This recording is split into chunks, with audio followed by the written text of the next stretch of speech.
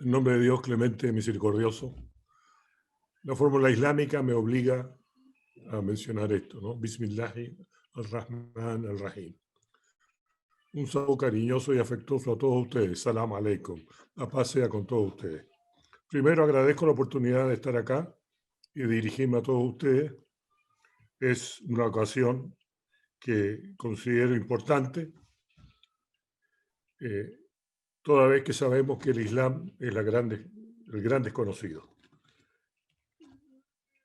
Dios, el Dios de todos, hace las cosas de una manera que muchas veces ignoramos nosotros las intenciones.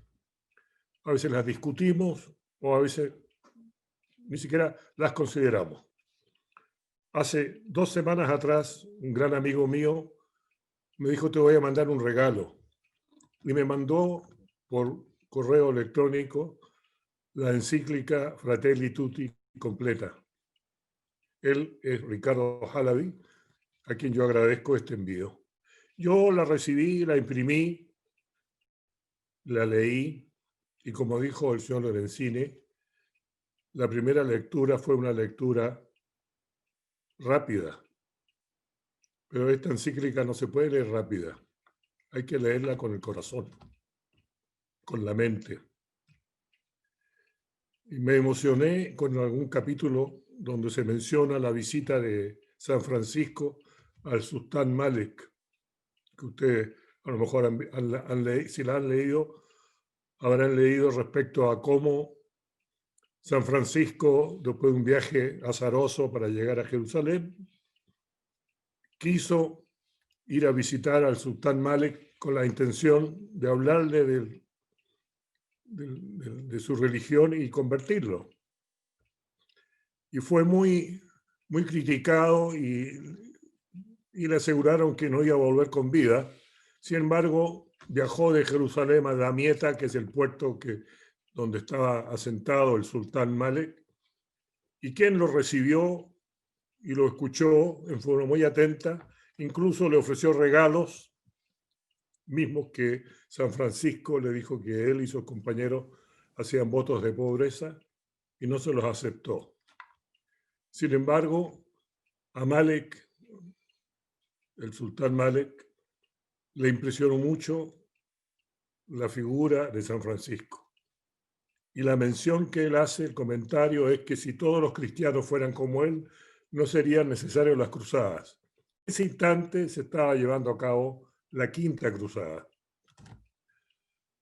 Es curioso que, repito, voy a volver a mencionar a Dios, Allah, maneja los hilos de una manera que no conocemos. ¿Quién era el sultán Malek? ¿Por qué esa generosidad? Saladino, que fue el que en la tercera cruzada derrotó a los cruzados y recuperó Jerusalén, tenía un hermano que se llamaba Adel. Y Adel es el padre de Malek. ¿Y qué importancia tiene en esta historia que les estoy contando?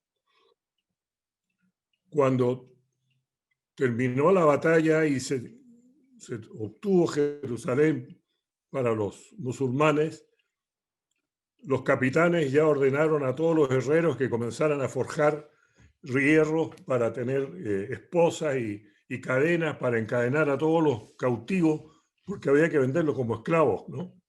Los varones, los marqueses, los condes, no porque ellos tenían dinero, pudieron pagar por su libertad. Pero la soldada mayor no tenía dinero, no tenía cómo pagar su libertad. ¿Y por qué la figura de Adel es importante? Porque Adel le dice a Saladino: hermano, por la labor que he forjado contigo defendiendo al Islam, ¿me permites que compre la mitad de esta gente? Y le dice Saladino: ¿para qué quieres comprarla? Míralos, le dice, están heridos, enfermos, derrotados. Quiero darles la libertad en nombre de nuestra religión. ¿Y qué dice Saladino? No puedo ser menos que mi hermano, yo compro la otra mitad. Y dejaron libre a esos soldados que ayer los estaban matando, que ayer los combatían. Ese señor Adel es el padre de Malek. Entonces, hay una cosa de herencia, hay una cosa de religión que se transmite y que Malek justamente manifiesta al recibir a San Francisco con esa generosidad que está expuesta y que de alguna manera en la encíclica menciona el padre, o sea, el Papa Francisco. En general, la encíclica menciona repetidas veces, muchísimas veces, lo valioso que es el ser humano en relación a otro ser humano. Somos más iguales que distintos. No se justifica entonces el odio, la guerra, la violencia por ser distinto, por expresar una religión distinta o por expresar una raza o ser de una raza distinta, lengua distinta, sexo distinto, ¿no? En el Corán, compuesto por 114 capítulos, el capítulo número 13 se llama Sura Las Abejas. En la Aya 93, Allah dice: si a mí se me hubiese placido, toda la humanidad creería. La gran pregunta es, ¿cree toda la humanidad? Sin duda que no. Entonces, ¿quién soy yo, Mohammad Rumie, ciudadano de a pie, para oponerme a un señor cristiano, o a un señor judío, a un señor de Confucio, budista, o de otra religión, o de ninguna religión? Si Dios dice en el Corán que esta diferencia es porque a él se le ocurrió, entonces como creyente fiel, temeroso de Dios, debo acatar esa orden y no combatirla. Aquellos musulmanes que vulneran esta ley, que van en contra de lo que Allah dice, no me representan a mí y no representan al verdadero Islam. El Islam no se manifiesta matando gente ni degollando personas. Al contrario, ¿no? Cuando estaba comenzando su labor profética, nuestro profeta Muhammad, con él la plegaria y la paz, mandó un emisario al Yemen. ¿Y qué le dijo? Muaz se llamaba. Muaz, anda al Yemen y aprende primero su lengua.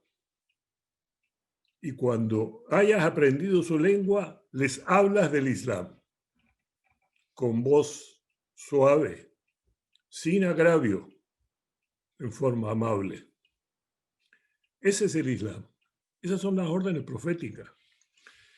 Y concuerdan con muchas de las palabras que la encíclica que estamos conversando hoy día expresa, ¿no? Yo tengo acá, subrayé, si ustedes me permiten, y quiero leerlo, lo que dice en el capítulo 8, casi al principio. Algo que me emocionó y que me gustó, primero como ser humano, como musulmán, pero además también como presidente de la Asociación para el Diálogo Interreligioso.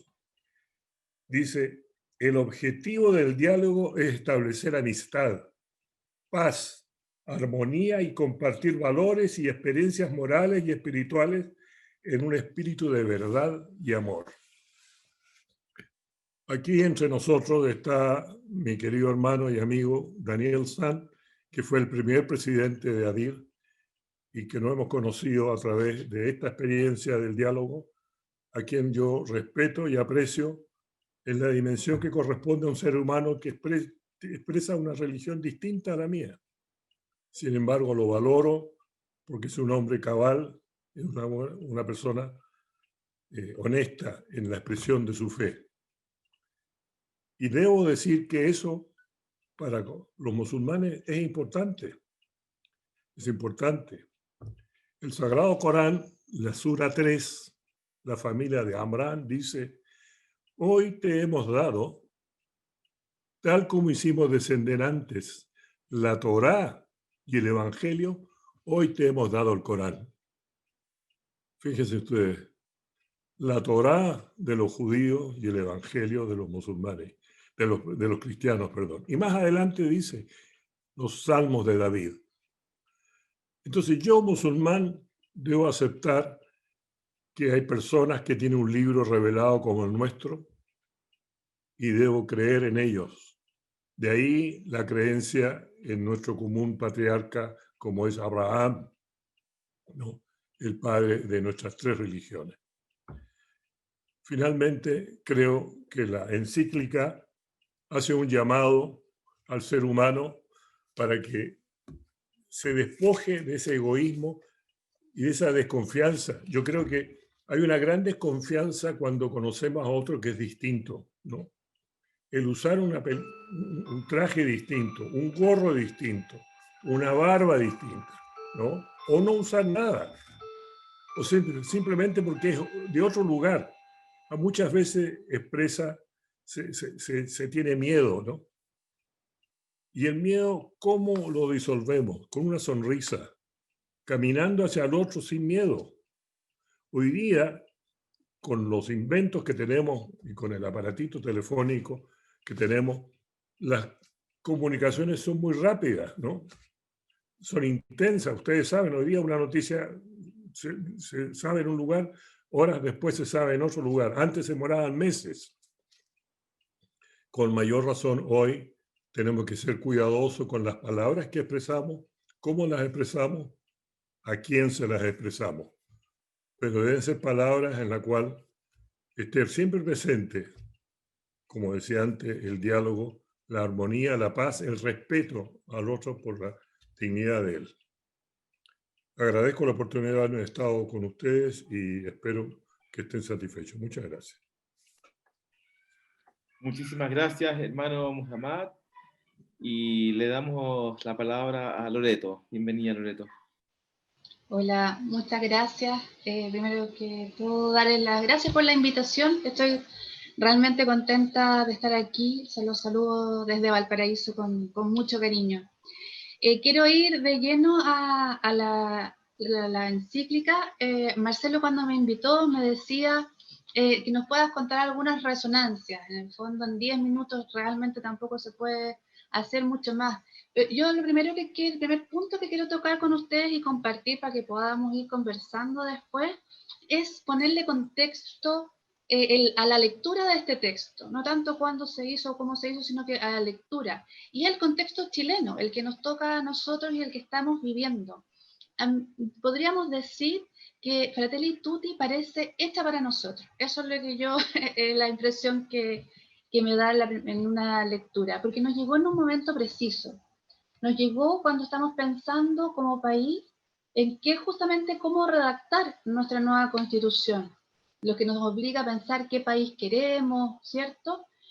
Es preciso también porque cuando ustedes lean o los que ya leyeron Fratelli Tutti, podemos ver que ella explica muchos eventos sociales que vivimos hace mucho tiempo, pero con fuerza desde el 18 de octubre del año pasado. Las numerosas manifestaciones, incluso las expresiones violentas que han sucedido, ¿no?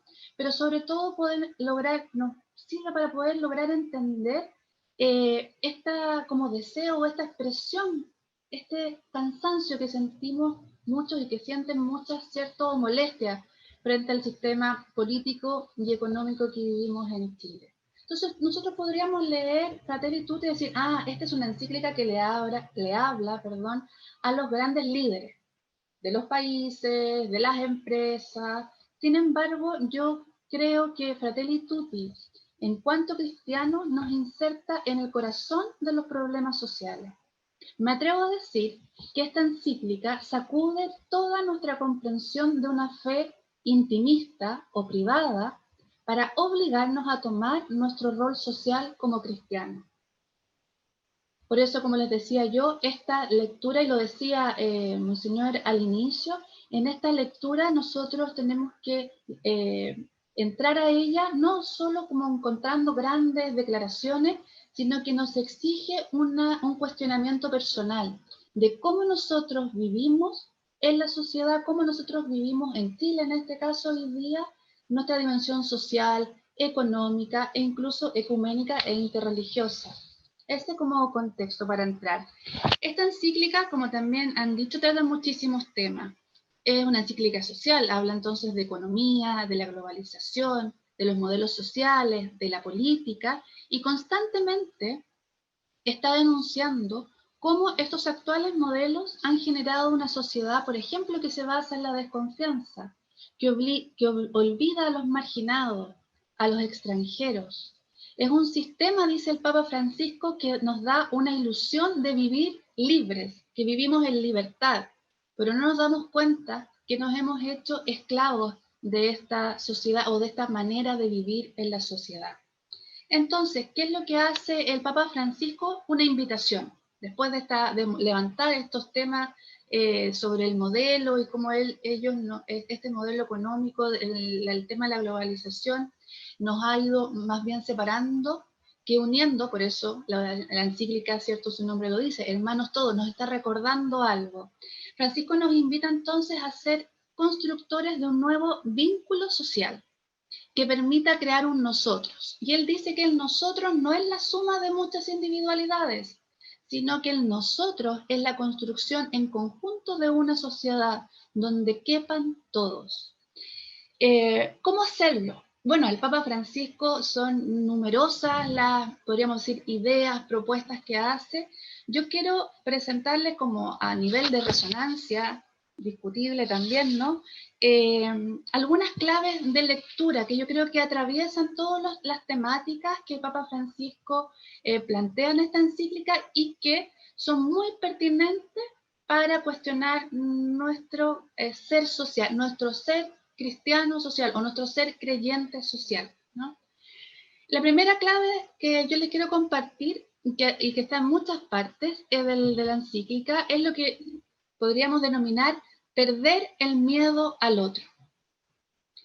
Justamente el Papa Francisco nos dice en muchas partes de esta encíclica que lo que nos ha pasado socialmente, que nos ha pasado en los últimos, no sé, 50, 100 años, con más fuerza, es que nosotros hemos empezado a eliminar a aquel que piensa distinto a nosotros, lo hemos arrinconado y no hemos dado espacio a lo diferente. Lo diferente nos asusta. Y lo que él nos invita a tejer relaciones amplias, ampliar, a abrir. Y hay capítulos que se llaman así, abrir al mundo, abrir a la solidaridad. El verbo abrir lo usa bien utilizado en esta encíclica. Segunda clave de lectura que nos podría servir para conversar, eliminar muros que hemos ido creando. Pierdo el miedo al otro y luego elimino muros. El Papa dice en esta encíclica que nosotros hemos ido construyendo muros alrededor de nuestras iglesias. Y yo creo que este punto es muy importante. Miren, si nosotros pensamos Chile, también podemos ver cómo Chile ha creado muros que nos ha separado. Por eso, por ejemplo, los muros en la sociedad o en los barrios. Hay barrios para ricos, hay barrios para pobres. Muros en educación. Gente que no tiene acceso tiene que estudiar en ciertos colegios y los que sí estudian en colegios particulares. ¿Y eso qué hace? Que no nos topamos, que no nos encontramos. Y el miedo al otro crece por la falta de estos espacios de encuentro. Y ahí el Papa insiste mucho en eliminar estos muros. Dice también que son muros del corazón, pero también muros sociales. Y tercera clave es el concepto de hospitalidad. Hay muchos otros conceptos que el Papa usa que podemos ponerlos como un poco sinónimos o parecidos a hospitalidad. Hospitalidad, dice el Papa, como un modo concreto de ampliar mis relaciones. Y acá yo me quiero detener en un tema que creo que como chilenos y como cristianos, como creyentes, es muy interesante y nos toca muy de cerca, que es el tema de los migrantes. El Papa Francisco en esta encíclica habla de los migrantes y tiene palabras que realmente personalmente me cuestionan y por eso también lo comparto con ustedes. Él dice que al migrante, el Papa nos invita a acoger de corazón al migrante y dice, permitiéndoles seguir siendo ellos mismos, dándole la posibilidad también de un nuevo desarrollo. Hay una tríada muy interesante en esta encíclica de incluir, integrar y levantar al caído. Entonces, Papa incluso nos dice, tenemos que repensar el concepto de ciudadanía, porque ahora bajo este concepto hablamos de las minorías y miramos al que es minoría como alguien como de menos persona, dice él, menos relevante, y nos pide nos pide no verlos como un estorbo o un problema social. Ahí yo en el fondo creo que leerlos conmueve el corazón y hace pensar.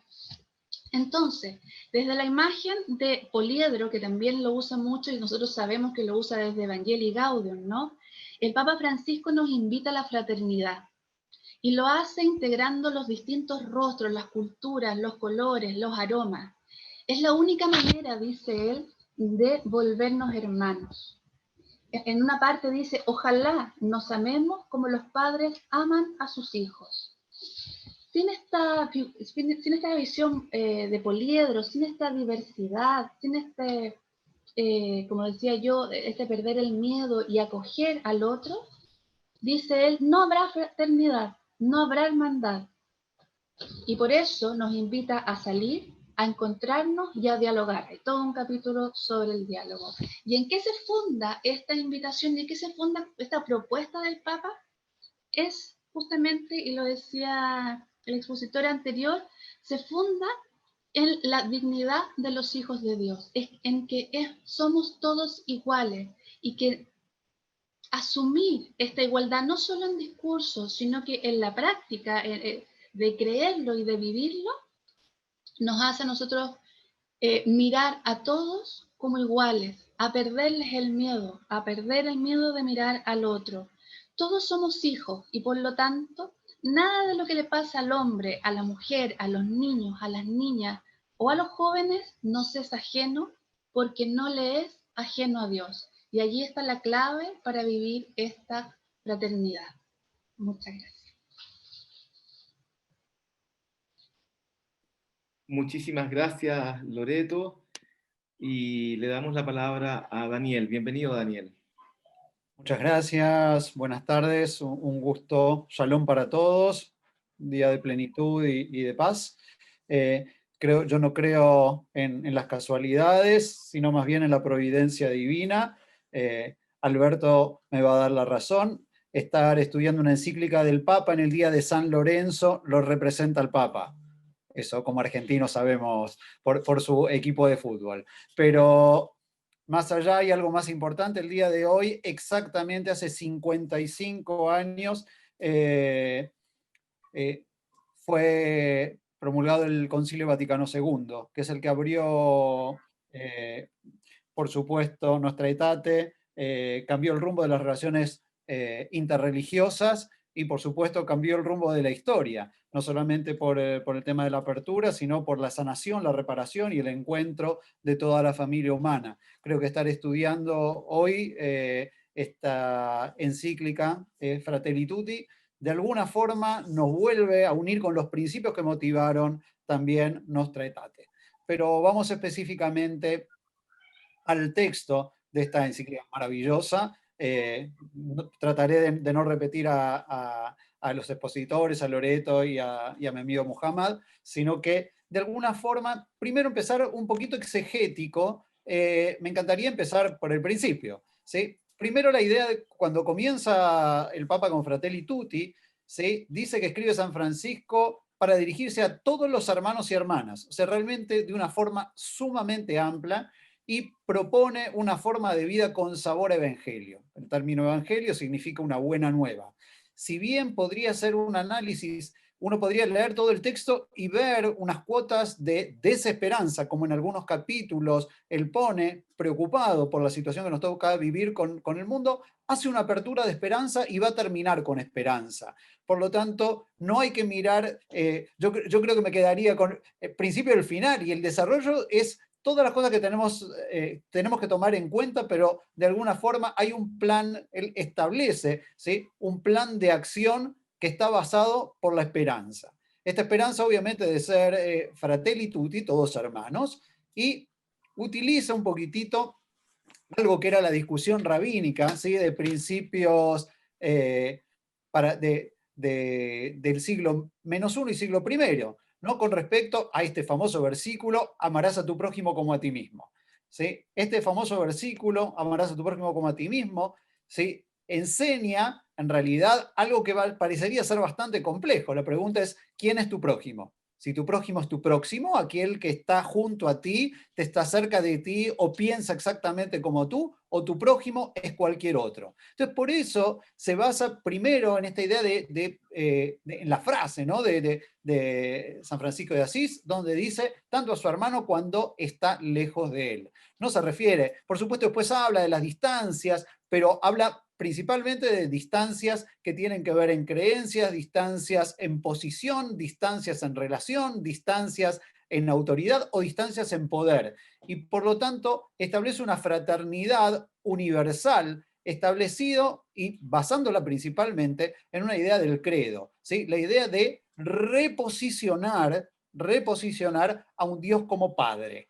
Este concepto, ¿sí?, de la reposición de Dios como Padre, no solamente desde el sentimiento personal, sino desde el sentimiento social. Y por eso, obviamente, tomando un poquito lo que decía Loreto, ¿no?, avanzando este sentimiento social donde por algún motivo, por diferentes motivos, hemos ido apartando a Dios y los hemos dejado pura y exclusivamente en ámbitos privados, y no está en el quehacer público, en el quehacer político y en el quehacer económico. Entonces, la idea que propone Francisco es traerlo nuevamente a la presencia divina, la concepción de Padre, ¿sí?, la concepción de la autoridad de Dios, que además nos hermana, traerla nuevamente a todo este ámbito. Pasando al segundo párrafo, este es, digamos, este santo del amor fraterno, refiriéndose a San Francisco, de la sencillez y de la alegría, lo inspiró a escribir originalmente la anterior encíclica, la Laudato Si, y lo vuelve a motivar para dedicar esta nueva encíclica de fraternidad y de amistad social, ¿no? Habla de una fraternidad y una amistad social, este concepto de que la sociedad se conforma con lazos de amistad. No es solamente de vecindad o de ser habitante del mismo lugar. Acá la fraternidad, el sentirnos hermanos, y va a tocar en varias oportunidades la idea de que estamos inclusive en el mismo buque, en el mismo barco o en el mismo arca, ¿sí?, cuando se refiere principalmente en la parte donde toca la pandemia, la toca a lo largo de varios de los capítulos, pero habla de la pandemia, de cómo nos devolvió de alguna manera la sensación de que estamos todos de vuelta al mismo barco y que no solamente no nos vamos a salvar solos, sino que necesitamos del otro, ¿sí? La necesidad, ¿sí?, y como expresaba muy bien Muhammad antes, la idea de la alteridad, de pensar en el otro y de encontrarme en el otro y poder co-construir, construir juntos, porque si no, no se salva nadie. Y esta idea no expresa que la pandemia sea ni un castigo ni una enseñanza divina, o sea, es muy cuidadoso, ¿sí? Es muy cuidadoso, pero de alguna forma trata de sacar lo mejor de la situación que nos toca vivir y nos indica cuáles son los aprendizajes que nosotros podemos tomar. Habla, por supuesto, de los peligros que tenemos y dice, obviamente, va a decir que la mejor manera de dominar es avanzar sin límites, ¿sí?, es sembrar la desesperanza y suscitar la desconfianza constante, aún disfrazada detrás de la defensa de algunos valores. Esto que lo vemos en nuestra sociedad y lo vemos en todas las sociedades, y que realmente también es la base de la discriminación, la base de los miedos, la base del odio, la base de la segregación, está principalmente en una búsqueda muchas veces de los seres humanos de poder dominar, ¿sí?, y decir, no tenemos esperanza, o decir, solamente tiene esperanza aquel que siga mi camino. Las búsquedas de la verdad absoluta, que cuando el Papa en esta encíclica habla de verdad, habla siempre de verdad de Dios. Nunca, y es muy ecuménica, interreligiosa. Yo sé que ecuménica en el mundo católico se refiere a otra cosa. Es muy interreligiosa. O sea, la idea de entender que la verdad es multidimensional y es inasequible al ser humano, porque somos humanos. Y por lo tanto, todos somos componentes o de alguna manera traductores de esta verdad que Dios nos revela y nosotros como humanos encontramos alguna parte. Por eso me voy a ir específicamente, me gustaría ver algunas cosas, ¿sí? Primero, del capítulo 8, donde habla de las religiones al servicio de la fraternidad en el mundo. En este sentido, ¿sí? Cuando habla de ser hijos de Dios, ¿sí? Ustedes saben, reconocen Deuteronomio 14.1, Banai, Atem, Ladonai, ¿sí? Ustedes son hijos de Dios. 14, ¿sí? Directamente lo dice Dios directamente en su revelación, ustedes son mis hijos, ¿sí? Y una de las condiciones que pone ahí es no te lastimes, ¿sí? Las dos condiciones que pone ahí es que no se laceren, no se lastimen, y esto no es en el individuo, no te lastimes tú, no nos lastimemos entre nosotros como humanidad. Entonces, el cuidado, entonces la idea de poner este versículo como un versículo importante, ¿no? Entonces dice, las distintas religiones a partir de la valoración de cada persona humana como criatura llamada a ser hijo o hija de Dios. O sea, somos llamados a ser, por Dios somos llamados sus hijos, todos, y el diálogo tiene que establecer la amistad, ¿sí? Tiene que establecer esta relación personal. Ahora, por lo tanto, ¿qué es lo que fundamenta esto? Que los creyentes, ¿sí? Sin una apertura a este Padre de todos, nuevamente, esta visión bíblica, ¿no? de la creación del ser humano como un uno del cual se desprende y nace toda la humanidad, y que lo va a repetir interesantemente al final, cuando está cerrando el capítulo 8, donde dice, en el hombre de la inocente alma humana que Dios ha prohibido matar, afirmando que quien mata a una persona es como si hubiese matado a la humanidad toda. Este es un versículo que aparece en la Mishnah, en el capítulo de Sanedrín, ¿sí? Y es interesante que él toma este versículo, ustedes saben que la Mishnah y el Evangelio son escritos en la misma época, ¿sí? Muy probablemente por la misma gente o que estudiaban juntos, así como estamos estudiando ahora, hace 2000 años ya estudiaban juntos, ¿sí? Después seguimos caminos diferentes, pero solamente podemos hacer grandes creaciones cuando trabajamos juntos, y entonces, por lo tanto, toma esta idea de que la importancia esta de la creación de un solo hombre y la importancia de cada individuo. Por supuesto, como les decía, dice, habla de un Dios como verdad frente al poder. Dice, si no se reconoce la verdad trascendente, hablando de Dios, triunfa la fuerza del poder y cada uno tiende a utilizar hasta el extremo los medios de que dispone para imponer su propio interés o la propia opinión. ¿Sí? Entonces, la verdad no nos pertenece a cada uno de nosotros, la verdad le pertenece a Dios. Entonces, la verdad trascendente, Dios como verdad trascendente que nos ilumina a todos y que de alguna manera es el Padre de todos.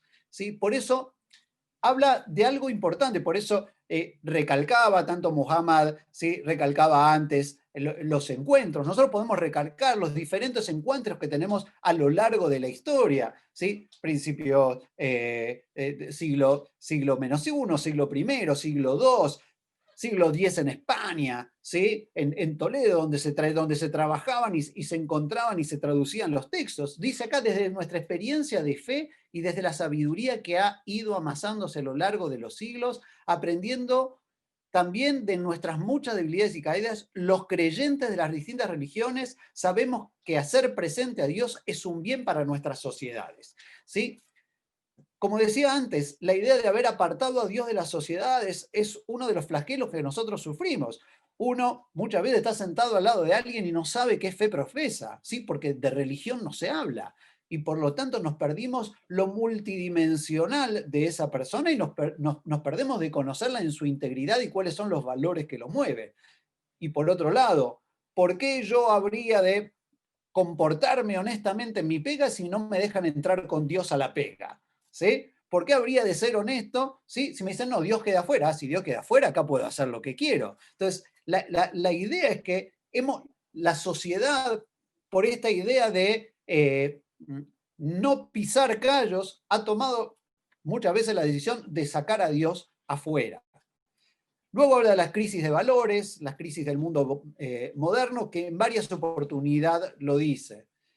Habla específicamente, ¿sí? Toma esta idea y que me encanta, que es una parte de la visión en el hasidismo, en el judaísmo, ¿sí? Es un movimiento que nace a fines del siglo XVIII, donde dicen, vamos a salir a meditar al campo. ¿Sí? Uno ve hoy en día un judío hasídico, lo ve vestido de negro y dice, este es ortodoxo. Bueno, hace 3 siglos eran reformistas.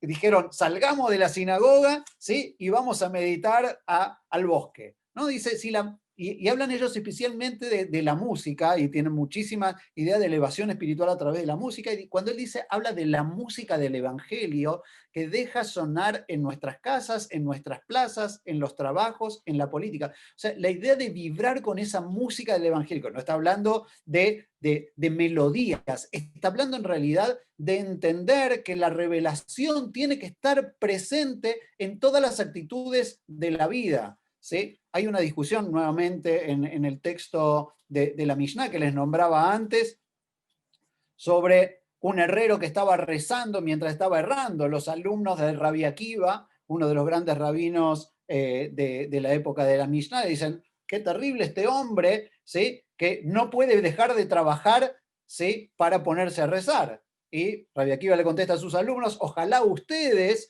pusieran tanta pasión en su trabajo rezando en él, ¿no? Entonces, es interesante que a lo largo de la época siempre hubo una idea de que lo religioso y el trabajo cotidiano van apartados, y él vuelve a traer la melodía, ¿sí? Del Evangelio a lo cotidiano, ¿sí? Habla, por supuesto, de las minorías, tanto donde cristianos son minorías como otras minorías, y esta idea de respetar a todos, ¿sí? La fraternidad se ocupa de todos.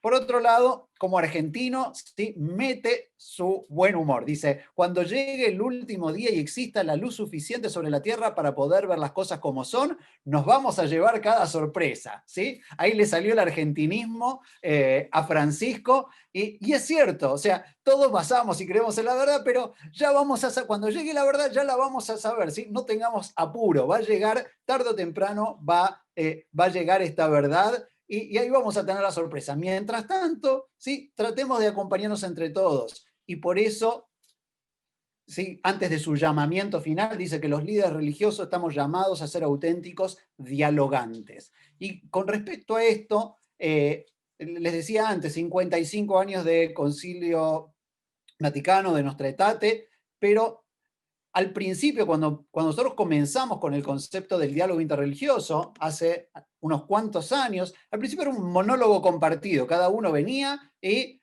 hablaba Muhammad desde el Islam, hablaba yo desde el judaísmo, y a lo mejor hablaba Loreto desde el catolicismo, y estamos listos, cada uno había dicho lo que tenía que decir, nos íbamos a casa, y eso era.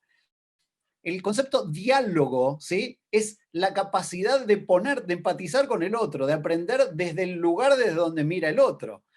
Y eso, ¿sí? Es algo que nosotros tenemos que seguir trabajando, porque eso es lo que nos va a enriquecer como sociedad. Y por lo tanto, nosotros como líderes tenemos la obligación, ¿sí? Y acepto este llamamiento que hace Francisco, que es importantísimo que nosotros nos pongamos a la altura de poder ponernos en el lugar del otro para poder comprender desde la multidimensionalidad. Así que bueno, esto es un poquitito lo que quería compartir con ustedes. Muchas gracias, Daniel. Gracias también a Loreto y a Muhammad. Y ahora abrimos el espacio para diálogos que ustedes pueden ver, como siempre, al centro, en el Zoom abajo, hay un chat y ya se pusieron preguntas en el chat. Voy a formular la primera que enviaron para Muhammad. ¿Sí? Y ojo, Daniel y Loreto, que también pueden ir leyendo ahí en el chat del Zoom las preguntas que han llegado para ustedes. Muhammad, pregunta Raúl Cañas. ¿Cuáles pueden ser los puntos de unión auténticos que podemos avanzar específicamente en Chile, en el diálogo interreligioso, los católicos y los musulmanes, en que a ambos nos une ser hijos de un mismo Padre?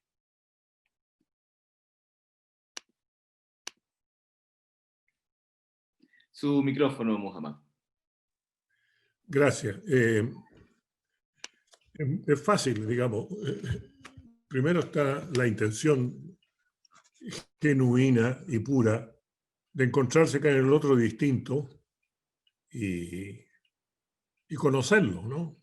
Y conocernos mutuamente. Nosotros, hace muchos años, los musulmanes, desde que tenemos la mezquita, hemos implementado visitas a la mezquita para colegios de todo orden, gente de universidad, incluso han ido gente de otras iglesias, han ido cofradías distintas, han ido los masones, En fin, todo el mundo interesado en el Islam. Nos hemos dado cuenta que la imagen del Islam no es la que nosotros percibimos y la gente se queda con la que muestra la televisión, los diarios, en la cual evidentemente hay una caricatura del verdadero musulmán. Pero cuando yo le digo a una persona que de los 114 capítulos que tiene el Corán, hay uno que se llama María, y está dedicado a contar la historia cómo María, por orden divina, tiene al hijo que es Jesús, alayhi salam, la paz sea con él, ¿no? Y se sorprenden el respeto con el cual los musulmanes leemos ese versículo y creemos en él. Cuando estuvo en los principios la divulgación del Islam por nuestro profeta Muhammad, con él la piedad y la paz, los musulmanes primero fueron perseguidos y un grupo de ellos se fue a refugiar con el Negus en Abisinia, que era un rey cristiano y que tenía relaciones con los árabes de esa zona y los acogió. Los enemigos de los musulmanes mandaron unos emisarios con regalos para pedirle al Negus que devolviera a esa gente para castigarla. Y le dijeron, esta gente que usted ha acogido ha abandonado la religión de sus padres anteriores. Todos eran politeístas. Afuera del templo de la Alcaba habían 360 ídolos, de piedra, roca, huesos de animales, ¿no? Y ellos abandonaron por una nueva religión, por un Dios que no se ve y que es uno solo, ¿no? Entonces el Negus, que era un hombre justo, llamó a la gente y le dijo, a ver, explíqueme qué está pasando.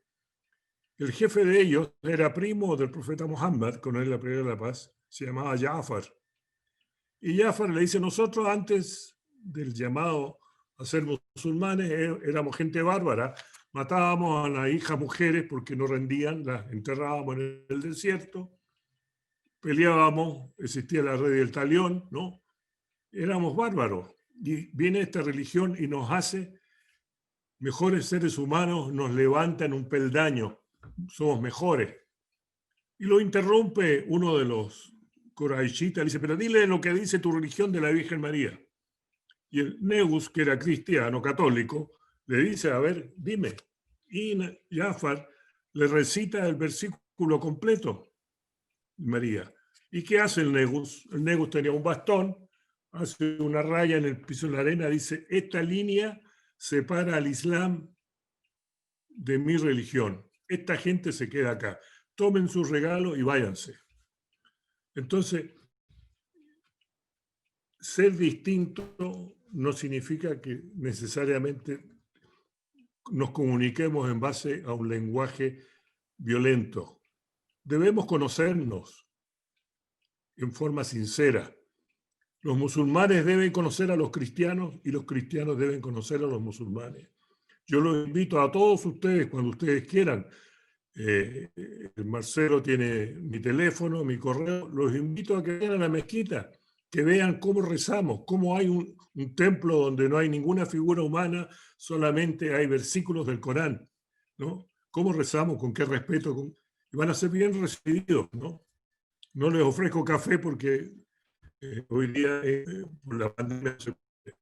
Pero yo creo que el camino es el conocimiento mutuo y el respeto a la diferencia del otro. Si no respetamos la diferencia del otro, entonces no va a haber un conocimiento genuino. Muchas gracias, Muhammad. Hay una pregunta para Loreto. Dos preguntas en realidad, pero están un poco mezcladas, creo yo. La primera me pide el diácono que la lea. Dice, teniendo presente a Fratelli Tutti, ¿de qué manera podemos desarrollar la fraternidad entre creyentes y paganos, dice, entre elegidos y no elegidos, entre fieles e infieles en nuestra sociedad? Y luego Margarita pone algo muy parecido. Habla tú misma, Margarita.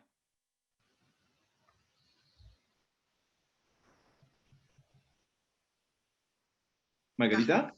Ya, sí. El micrófono no lo podía poner. Mi pregunta es para Loreto, porque En realidad sí hay, es verdad lo que dice el Papa, está puesto y al leerlo pareciera que fuera directamente para nosotros los chilenos, pero sabemos que, ¿no es cierto?, para todo el mundo.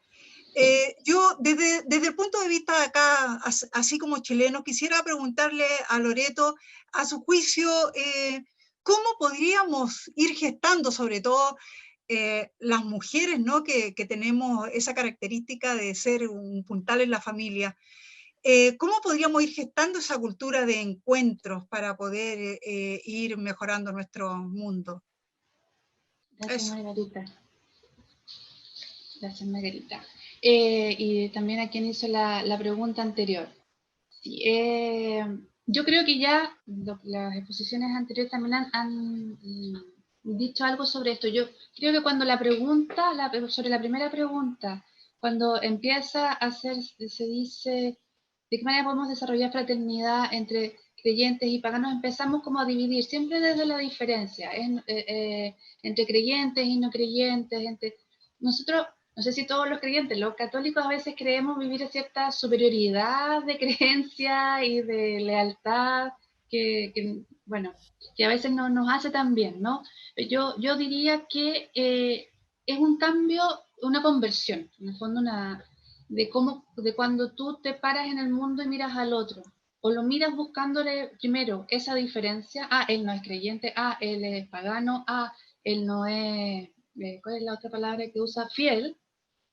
O tú la miras diciendo a los ojos, tú te encuentras con alguien buscando aquello que nos une, y el Papa Francisco en eso es clarísimo, no solo ciertamente por la tradición, es que es la dignidad, la igual dignidad de todos los seres humanos. Entonces, eso no pasa necesariamente por acciones que yo pueda hacer, es una conversión, pero es cierto que tal como decía anteriormente Muhammad, el encuentro, yo creo, y así respondo un poco también a Margarita, es como más bien testimonial, yo creo que se ha escrito en la Iglesia Católica por lo menos mucho sobre diálogo ecuménico, mucho sobre diálogo interreligioso, y es hora de ponernos a vivirlo.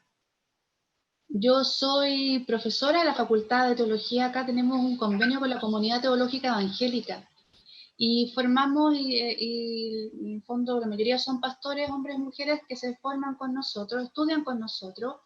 Y yo debo confesar que la primera vez yo iba, el primer año, ya llevamos 3, pero de verdad como tiritando, como si fuera un examen, como diciendo, ¿y cómo voy a hacer para, entre comillas, no ofenderlo sin querer ofenderlo? Porque uno tiene dichos y cosas muy feas en su lenguaje, y ¿qué me van a preguntar? Y yo decía, uy, ellos saben mucho más de Biblia que nosotros. En el fondo, todos los prejuicios.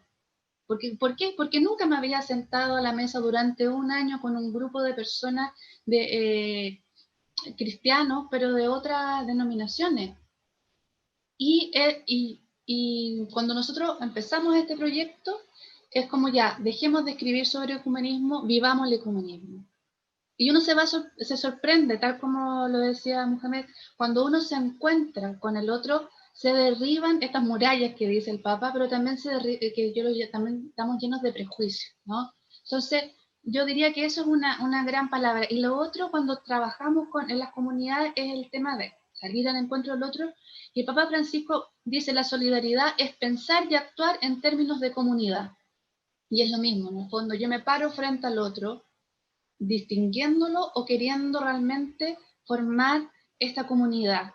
Y con esto cierro y recomiendo, bueno, toda la encíclica del capítulo 2, el análisis del buen samaritano. Hay una parte en ese capítulo que el Papa dice, quienes dicen no creer, hablando que la pregunta tenía como estos binomios, ¿no? Quienes dicen no creer pueden vivir la voluntad de Dios mejor que los creyentes. Y eso sí que nos debería cuestionar.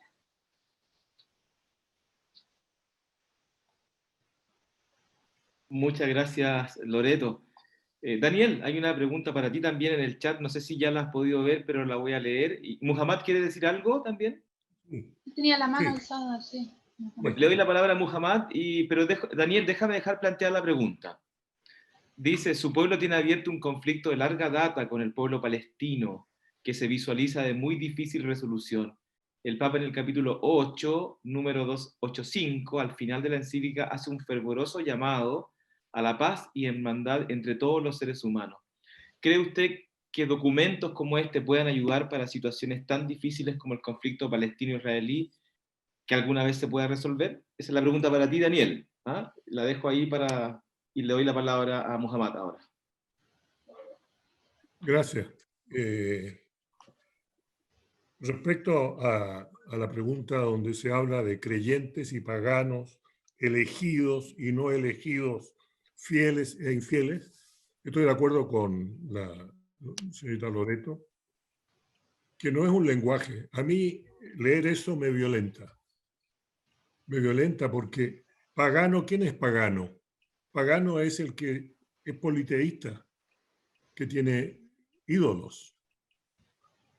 Si acaso yo soy pagano por no ser cristiano o católico, no soy pagano. ¿Quién dice que es el correctamente elegido cuando decimos elegidos y no elegidos? Y finalmente, ¿quién es el que es realmente fiel y quién es el infiel? Entonces, mi consejo, no soy quien para dar consejo, pero creo que es muy importante, como dije al principio en mi intervención, cómo utilizamos las palabras. Las palabras tienen un peso, ¿no? Una palabra sacada de contexto o mal utilizada hace daño. Es como un arma, ¿no? Nosotros, a los musulmanes, los días viernes, cuando nos juntamos a rezar, hacemos una charla primero y después rezamos una pequeña oración. Finalmente viene el sermón, en el cual el imán, que es el que dirige la oración, escoge un tema relacionado con lo que estamos viviendo y hacemos la oración grupal final. Pero la primera parte es una lección, se lee una parte del Corán o alguna de las tradiciones proféticas y se discute y se conversa. Y se trata de ubicar a los musulmanes en donde vivimos. No estamos viviendo en un país donde somos mayoría, somos minoría. Debemos conducirnos con respeto, ¿no? Debemos acatar las leyes, etcétera, etcétera. Pero sobre todo les hemos enseñado a utilizar en forma correcta las palabras. Hay gente que se calienta a los 30 grados y explota por una palabra, por una... Miren lo que está pasando en este momento en Francia a raíz de una caricatura del profeta Muhammad con el apellido de la paz. Entonces yo creo que hay importancia con respecto a cómo se utiliza el lenguaje. Creo que, volviendo a lo anterior, a la pregunta anterior, el conocernos nos permitiría usar un lenguaje más amoroso, más amigable, como el Papa está invitando en esta cíclica. Gracias. Gracias, Muhammad. Daniel, tu micrófono, Daniel. Primero voy a cerrar un poquitito y agregar a lo que decía Muhammad. A mí estos términos me interesan, el término de fieles e infieles, elegidos y no elegidos, y creyentes y paganos. Voy a empezar al revés. El tema de fieles e infieles no tiene que ver con una elección de grupo. La pregunta es si tú eres fiel a tu fe o no eres fiel a tu fe, ¿sí? Y esto es, fiel e infiel, tiene que ver con la idea de los términos de fidelidad, que en esta sociedad principalmente son bastante complejos, ¿sí? Los términos de fidelidad son muy buenos para trabajar, porque la fidelidad a algo, a una idea, a una fe, a una doctrina, ¿sí? O la fidelidad a Dios, también me puede hacer entender quién es el otro. Entonces, utilizaría estos términos para saber, bueno, quién es fiel a una idea, por lo menos para poder conocerlo. Si no es fiel a lo que dice practicar o a lo que dice pertenecer, no puedo aprender de esta persona porque va a tener un conflicto de valores. En ese sentido lo utilizaría. Con respecto a elegidos y no elegidos, con mi señora somos padres de 4, ¿sí? Los amamos a todos, ¿sí? A todos por igual, pero la sabiduría es que cada uno se siente elegido, ¿sí? Y creo que esto también, ¿sí? No es que cada uno de nuestros pueblos, ¿sí? Yo leo el texto bíblico y me siento parte del pueblo elegido, no es porque sea mejor y sea peor, porque me quiero sentir elegido, ¿sí? No es que Dios me elija y no elija a los demás. Es que en mi relación con Dios yo quiero sentirme elegido. Y esto creo que es importante, sí, de trabajar. Y no, pues yo soy elegido y tengo privilegios por respecto a tú. No tiene nada que ver con eso. Tiene que ver con una sensación de sentirse elegidos. El término de creyentes y paganos es mucho más complicado. Yo utilizaría más creyentes y no creyentes. Y en esto podría decir que a veces yo tengo un diálogo mucho más abierto y honesto, puedo tener con Alberto, con Muhammad, porque somos creyentes. Y claramente nuestro diálogo, ¿sí?, está en un nivel diferente que puedo tener inclusive con mi propia feligresía dentro de mi sinagoga. Porque a lo mejor vienen, practican, y a ustedes les pasa lo mismo. Una cosa es hablar entre gente creyente y practicante, y que tiene un diálogo y que tiene un determinado lenguaje, ¿sí?, del creyente y el no creyente. Yo creo que hay que utilizar esos términos y en esos términos hay que entender cómo aparecen, ¿sí?, en la encíclica. Con respecto a la pregunta, y ahora sí, no voy a escapar el bulto, primero hacer una aclaración. El conflicto no es entre el pueblo judío y entre el pueblo palestino, ¿sí? El conflicto es un conflicto entre un país que es Israel y la gente que vive en los territorios que han denominado Palestina. Era un lugar que se llamaba Palestina, ¿sí? El primer banco palestino era judío, ¿sí?, porque la zona era llamada Palestina. Entonces, sí, es un conflicto, no sé si diría de larga data. Yo soy rabino de la comunidad sefaradí, y en estos últimos 3 años, parte de mi tarea fue dedicarme a afirmar que miembros de mi comunidad eran sefaradíes descendientes de judíos expulsados de España en 1492. Y España, en 1992, 500 años después, permitió que los judíos puedan entrar legalmente a España. Y recién, en el año 2016, se estableció una ley que permitía retomar la nacionalidad. Eso es larga data. 530 años. Hay que entender las dimensiones que tienen que ver con la conformación, y los conflictos que son políticos y los conflictos que son religiosos son diferentes. Por eso, todos los documentos que apliquen en realidad a resolver conflictos, cuando hablan de poder, y creo que la clave de esta encíclica es cómo habla y cómo toma los términos de poder, ¿sí? Los términos de poder están, y cuando se abusa del poder, cuando los objetivos no son sanos, ¿sí? Y creo que hay que trabajar desde esa mirada. Por supuesto, todo lo que ayude a traer paz, ¿sí?, porque toda la gente de fe rezamos por la paz, pedimos paz y trabajamos por la paz y establecemos los puentes de diálogo.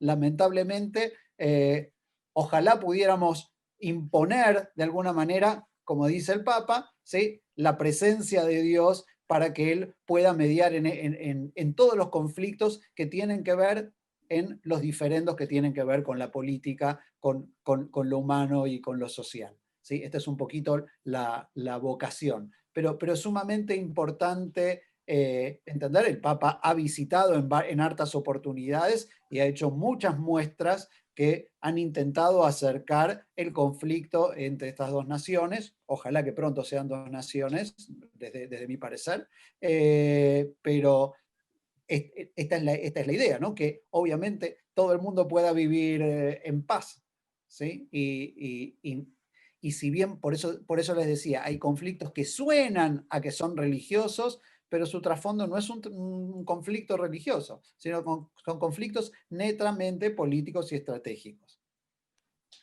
Muchas gracias, Daniel. Nos quedan algunos minutos para una ronda más de preguntas y Sergio García tiene la palabra. Hola, la pregunta era para Daniel. Daniel, tú como argentino, frente a esta encíclica del Papa Francisco, donde justamente pone la fraternidad social en su punto máximo, derechos, deberes y la dignidad. Y teniendo en cuenta, para partir con esta, para ayudarte un poquito en la respuesta, que nadie es profeta en su propia tierra, digamos, ¿no? ¿Cómo tomas tú como argentino, yo también lo soy, con mi esposa, esta encíclica, escuchando al Papa Francisco hablar de la fraternidad humana, golpeada por las políticas, por el integrismo, la división, las tendencias ideológicas odiosas, en la cual incluso él mismo se ha visto involucrado, que manipulan las acciones y los destinos de los hombres? ¿Cómo tú, me interesa saber cómo tú interpretes esta encíclica donde nadie es profeta en su propia tierra, y sobre todo leyendo esta hermosa encíclica y teniendo en cuenta algunas acciones como ser humano del Papa para con el pueblo argentino, digamos, ¿no? Mira, honestamente yo creo que cuando Bergoglio en Argentina no es lo mismo que Francisco en Roma. Claro. A ver, en el diálogo siempre fue igual. Él visitaba el seminario rabínico, o sea, y realmente y era cercano y era una persona de acción. O sea, realmente él cuando habla esto no es porque lo habla en teoría, él era de acción. ¿Sí? Y él estaba, y él se mojaba por la gente, y él estaba. Sin embargo, desde Roma, ¿sí? Entendió inclusive, y esta es mi visión, puedo estar él también entendió y negoció inclusive con gobiernos en Argentina con el que no hubiera estado de acuerdo estando en Argentina, pero de afuera necesitaba imponer esto que él decía, era nuevamente traer un mensaje de fe, y creo que fue capaz él de negociar con gente que no hubiera negociado estando en Argentina. Y por lo tanto yo creo que ese es, digamos, a él siempre lo caracterizó la humildad, pero fue un acto de suma humildad realmente, de ponerse al servicio de una nación que necesitaba que su mensaje pudiera llegar y que no fuera, porque en algún momento en Argentina empezaron a largar leyes para molestarlo. O sea, a ver, Argentina, perdonen el resto de los chilenos, Argentina se puede hablar del mundo y de Argentina, ¿no? Es otra cosa. Y el Papa, el Papa piensa en esa dimensión. Realmente, porque imagínense, leyes porque eran casi para molestarlo.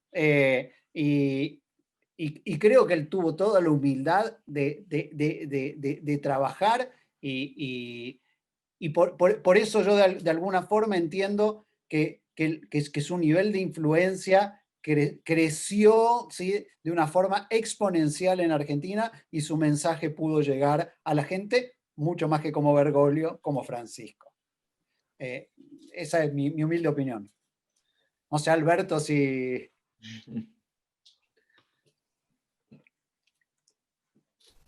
Total, cualquier cosa, crucifiquen al judío, no hay problema. Bueno, hay una pregunta que es para todos, y ya que acaba de hablar Daniel, la voy a formular para Loreto, para Muhammad, y por supuesto tú, Daniel, también puedes opinar si quisieras. Luis Vivar la ha formulado en el chat, dice: ¿cómo hacemos para que acá en Chile todos entendamos lo mismo por igualdad? Vaya pregunta, pero...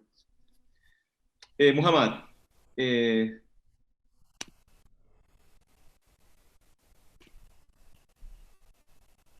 Ahora sí. En ADIR, la Asociación para el Diálogo Interreligioso, hace unos días atrás tuvimos un encuentro, una asamblea, en la cual invitamos a Rodrigo Jordán a participar y que nos ilustrara con sus vivencias y su experiencia. Y dijo algo que es muy importante. Dijo: hay que entender que los chilenos somos distintos. Hay que entender que pensamos distinto. Y hoy, con la inmigración de otros pueblos, peruanos, bolivianos, ecuatorianos, colombianos, venezolanos, de Haití, árabes también que han llegado últimamente. Somos todos distintos. No podemos igualarnos. Si los musulmanes mismos somos distintos, pues yo me paro en la puerta de la mezquita con una balanza y mido el peso específico islámico de cada musulmán que entra a la mezquita, no me da el mismo peso, porque uno es argelino y no estudió el Corán, otro viene de Siria y la madre le leía el Corán todos los días. Entonces, la experiencia de cada uno de nosotros hace que tengamos una personalidad, una manera que nos enriquece. Yo me enriquezco con la diferencia del otro. Adil para mí ha significado una gran riqueza porque he aprendido de mis otros hermanos. Siempre, cada vez que me encuentro, tengo siempre una sorpresa porque aprendo a alguien, una palabra, un gesto, ¿no? Entonces, una utopía es pensar que todo Chile tiene que pensar igual. No, no somos un regimiento en el cual le ordenan pararse, levantarse, acostarse. No, cada uno es un mundo propio. Lo que sí tenemos que hacer es lograr educarnos para poder entender que aquel otro distinto es valioso, que el aporte que el otro hace para que mi vida sea mejor es indudablemente importante, aunque yo no me dé cuenta ni lo conozca, ¿no? Cuando fue lo lamentable de las Torres Gemelas y murieron 5.000 o 4.000, tantas personas, el mundo no fue mejor para los musulmanes ni para nadie. Murieron 5.000 personas que a lo mejor estaban aportando con su granito de arena para que el mundo fuera mejor. De alguna manera nosotros podíamos recibir eso o no, sin saberlo. Entonces, yo creo que la sociedad chilena tiene que educarse para entender que la diferencia es una riqueza, una gran oportunidad ser distinto y que debemos agradecer serlo, pero también a la vez debemos buscar aprender del otro del cual tenemos miedo o tenemos enojo porque creemos que nos va a quitar el trabajo, pero evidentemente tenemos que tener la intención clara y sincera de conocerlo en toda su dimensión, para que él me conozca en la mía. Eso. Loreto. Perfecto, sí. En la misma línea yo creo que igualdad y homogeneidad no tiene, son cosas diferentes. Yo creo que hay una igualdad, por ejemplo, hemos dicho somos todos iguales en cuanto que somos hijos de Dios, en cuanto que somos criaturas, pero esa igualdad se expresa en diversidad, se expresa de distintas formas. Es más, ni siquiera un mismo lenguaje nos asegura que estamos diciendo y sintiendo lo mismo. Si en el fondo ustedes piensen a los diáconos cuando están en una ceremonia, en la liturgia con su familia, orando, y todos decimos, Padre nuestro que estás en el cielo. Las mismas palabras, no necesariamente en nuestra mente o nos traen las mismas imágenes, porque pasa también por la experiencia. En el fondo, un mismo Dios, todos iguales, todos hijos, pero las experiencias son diversas. Nadie puede homogeneizar esas experiencias de Dios. En el fondo, es como me sumo a las palabras de Muhammad, es valorar la diferencia. Yo creo que en esta encíclica el Papa lo dice prácticamente en todos los capítulos, constantemente. Y no solo lo dice, sino que muestra los peligros de olvidarla. Lo que nos pasa como seres humanos en nuestras relaciones humanas, en nuestras relaciones sociales, familiares, cuando no les damos espacio a esa diversidad. Y en el fondo, solo para terminar, podríamos decir la diversidad es propia del Dios que nosotros creemos que es trino también. En el fondo es un Dios, es un único Dios que es tres personas. Y en el fondo, y ahí no se dispersa, es unidad. Y a esa unidad estamos nosotros llamados, incluso cuando hablamos de igualdad o la unidad, es una unidad en la diversidad. en lo que cada uno es, en la creencia que uno tiene y desde la experiencia también que la vida y que Dios te ha puesto en el camino. Yo Daniel. quisiera agregar un poquitito. Es súper complejo hablar de este tema de igualdad, porque claramente el ser humano es el único que ha sido creado uno, ¿sí? Y es como si fuera una acuñadora que acuña monedas todas distintas, ¿sí? Salimos de uno, somos todos hermanos, pero todos los hermanos somos distintos. Entonces, es muy difícil hablar de en qué somos iguales, en qué somos todos hermanos, ¿sí? Eso nos iguala. En el resto estamos complejos para hablar de temas de igualdad. ¿Igualdad de qué? De derechos, de oportunidades, de capacidades. O sea, esto haría imposible en realidad. Siempre se habla y se utiliza todos somos iguales, pero la verdad que no somos todos iguales. En lo único que somos iguales es que somos diferentes. Entonces, este silogismo con el cual vivimos, sí, es bastante complejo.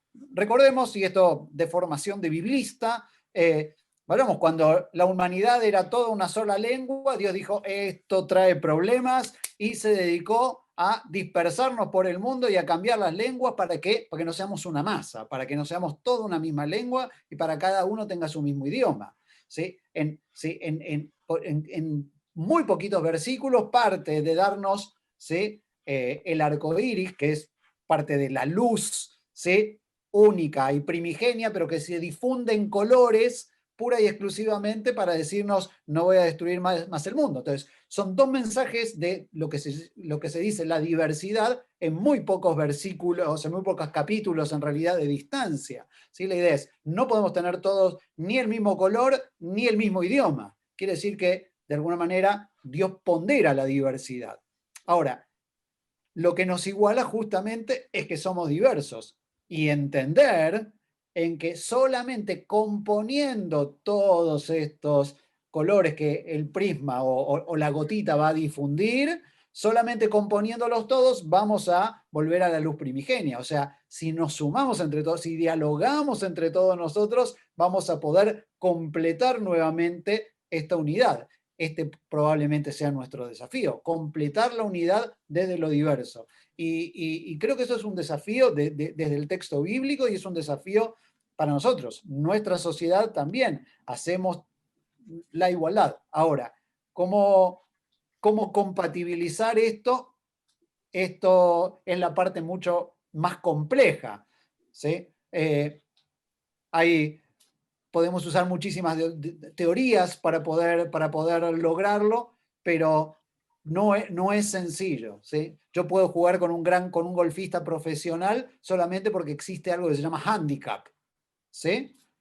La pregunta es si nuestras sociedades tienen handicap de inclusión de gente con capacidades diferentes, ¿sí? De gente con necesidades diferentes, de gente con formaciones diferentes, de gente con cultura diferente. ¿Podemos lograr una sociedad que lo compense o podemos lograr una sociedad donde cada uno pueda encajar como un engranaje, ¿no? Que eso es un poquito lo que propone el Papa. Componer donde cada uno puede hacer un engranaje social desde su particularidad, ¿no? Y que creo que eso haría muchísimo más rica. En eso somos iguales, porque sin un engranaje más grande o más pequeño, la máquina no funciona.